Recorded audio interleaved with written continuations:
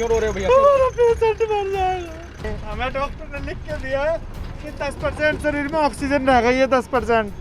Doctor ने अपना card दिया, डॉक्टर ने लिख के दिया, और दुनिया भर में धक्के खाए हमने। हमें गैस नहीं मिल रहा, हम कहाँ जाए?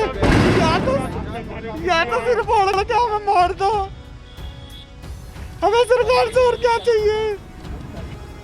विश्व में किसी भी राष्ट्र की सबसे बड़ी जिम्मेदारी होती है अपने नागरिकों की रक्षा करना, चाहे वो किसी सैन्य आक्रमण से हो या कोरोना जैसी महामारी से। जीवन का अधिकार सबसे मूलभूत और आवश्यक अधिकार है। इसके बिना किसी राष्ट्र या नागरिक का अस्तित्व असंभव है। स्वस्थ जीवन के लिए हर लोकतांत्रिक देश में चिकित्सा को सर्वसुलभ कराना हर सरकार की सर्वोच्च प्राथमिकता होती है। भारत में भी संविधान के अनुच्छेद 21 के तहत राइट टू हेल्थ मौलिक अधिकार है। मतलब भारतीय संविधान के अनुच्छेद 21 के तहत जो जीवन का अधिकार है, इसके तहत सस्ते इलाज की व्यवस्था होनी चाहिए। राइट टू हेल्थ में इलाज आम लोगों की जेब के दायरे में होना चाहिए। ऐसे में सरकार की जिम्मेदारी है कि वह आम लोगों के लिए सस्ते इलाज की व्यवस्था करे। राज्य की भी ये जिम्मेदारी है कि सरकार और स्थानीय एडमिनिस्ट्रेशन की तरफ से चलाए जाने वाले अस्पतालों की संख्या ज़्यादा से ज़्यादा बढ़ाई जाए और इसकी व्यवस्था की जाए। विडंबना है कि 21वीं सदी के नए भारत में इस समय अनेक नागरिक इस मौलिक अधिकार से वंचित है। लोग अस्पतालों के बाहर मर रहे हैं। जीवन रक्षक दवाएं या तो मिल ही नहीं रही या उनकी बेहद ऊंचे दामों पर कालाबाजारी की जा रही है। ऑक्सीजन की किल्लत से बड़े अस्पताल भी मरीजों को भर्ती कर पाने में असमर्थ है। देश की राजधानी दिल्ली के शमशानों में चिताओं के जलने का दुखद सिलसिला अनवरत जारी है। गौरतलब है कि इस समय कोविड या अन्य इलाज बेहद महंगा हो चुका है और अब तो यह आम आदमी के लिए इतना महंगा हो चुका है कि इलाज करवाने के लिए लोगों को अपनी जीवन भर की बचत या संपत्तियां बेचना पड़ रही है। अब सवाल यह आता है कि इस स्थिति पर कैसे नियंत्रण किया जाए। पैर हाथ जोड़ रहे हैं, बढ़िया पेशेंट है, बीमार है, हम हाथ पैर जोड़ रहे हैं, उसके बाद भी हमें तुम मारने।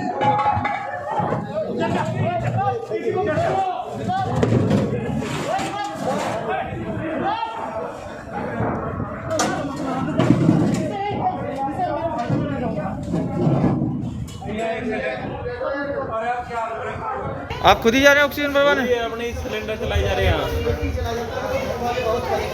ये आपका अपना पर्सनल सिलेंडर है? यहाँ से सिलेंडर नहीं मिल रहा है? नहीं, यहाँ से नहीं मिल रहा, ये भी ब्लैक से मिल रहा। और यहाँ पर स्थिति ये है कि लोग उसको एडमिट करने के लिए तैयार नहीं है, डॉक्टर एडमिट करने के लिए तैयार नहीं है। उल्लेखनीय है कि ऐसी स्थितियों के लिए केंद्र, राज्य सरकार, यहाँ तक कि स्थानीय प्रशासन राष्ट्रीय आपदा प्रबंधन कानून के तहत प्रावधान का इस्तेमाल कर प्राइवेट अस्पतालों में इलाज के एवज में लिए जाने वाले चार्ज व जीवन रक्षक दवाइयों, उपकरणों पर कैप लगा सकते हैं। कोविड से बहुत पहले 2018 में ही देश में मरीजों के अधिकारों के संबंध में केंद्रीय स्वास्थ्य मंत्रालय ने एक चार्टर जारी किया था, जिसमें मरीजों के 17 अधिकार बताए गए थे। स्वास्थ्य संबंधी हर सूचना आप डॉक्टर या अस्पताल से ले सकते हैं। अपने स्वास्थ्य और इलाज संबंधी रिकॉर्ड्स और रिपोर्ट्स पा सकते हैं। इमरजेंसी हालात में पूरा या एडवांस भुगतान किए बगैर आपको इलाज से मना नहीं किया जा सकता। आपकी सेहत के बारे में अस्पताल, डॉक्टर को गोपनीयता, निजता रखना होगी व अच्छा सलूक करना होगा। आपके साथ किसी तरह का भेदभाव नहीं किया जा सकता। मानकों के हिसाब से इलाज में क्वालिटी और सुरक्षा आपको मिलना चाहिए। आप इलाज के दूसरे उपलब्ध विकल्प भी चुन सकते हैं। आप सेकेंड ओपिनियन लेने के लिए स्वतंत्र हैं। इलाज की दरों और सुविधाओं को लेकर पारदर्शिता अस्पतालों या डॉक्टरों को बरतना चाहिए। आप दवाएं या टेस्ट के लिए अपने हिसाब से स्टोर या संस्था का चयन कर सकते हैं। गंभीर रोगों के इलाज से पहले आपको उसके खतरों, प्रक्रियाओं और अंजाम बताकर मरीज की मंजूरी जरूरी है। आपको व्यावसायिक हितों से परे ठीक से रेफर या ट्रांसफर किए जाना चाहिए। बायोमेडिकल या स्वास्थ्य शोध में शामिल लोगों से सुरक्षा आपको मिलनी चाहिए। क्लिनिकल ट्रायल में शामिल मरीजों से आपको सुरक्षित रखा जाना चाहिए। बिलिंग प्रोसेस की वजह से डिस्चार्ज या शव सौंपने को अस्पताल टाल नहीं सकता। मरीज को आसान भाषा में स्वास्थ्य और इलाज के बारे में शिक्षित करना चाहिए। आपकी शिकायतें सुनकर उसका निवारण अस्पताल या डॉक्टर को करना चाहिए।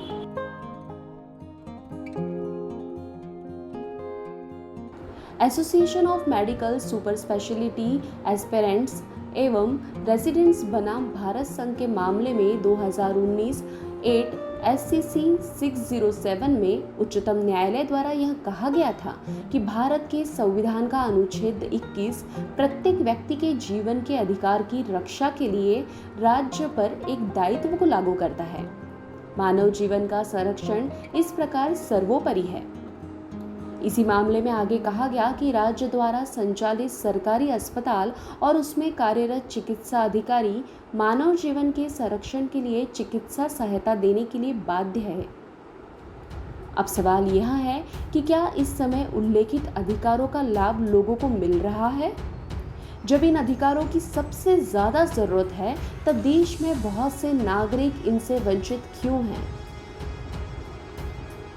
उल्लेखनीय है कि कोरोना महामारी की शुरुआत में RT-PCR जांच की बात करें तो प्रारंभ में इसके लिए अधिकतम 4,500 निर्धारित थे, लेकिन वर्तमान में राज्यों को यह अधिकार दे दिया गया कि वे निजी प्रयोगशालाओं से बातचीत करके आपसी सहमति से जांच की कीमत तय करें।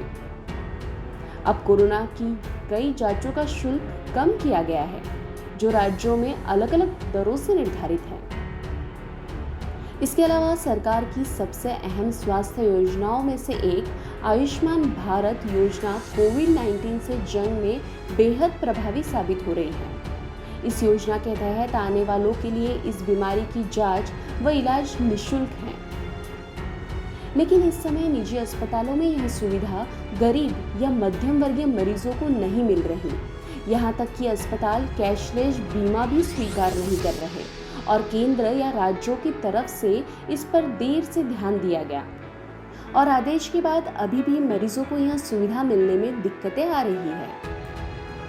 पिछले लॉकडाउन से मिली आलोचना से घबराई केंद्र सरकार कड़े निर्णय लेने में हिचक रही है। इस समय केंद्र द्वारा राज्यों द्वारा जिला क्राइसिस मैनेजमेंट कमेटी को परिस्थिति अनुसार निर्णय लेने के लिए अधिकारों की वॉली चल रही है। इस समय लोगों को मरने से बचाने के लिए कड़े और ठोस कदम उठाने की अत्यंत आवश्यकता है। वेब दुनिया की सभी से अपील है कि भीड़ भाड़ से बचें, मास्क पहने व सैनिटाइजर का इस्तेमाल करें, साथ ही सोशल डिस्टेंसिंग का पूरा पालन करें।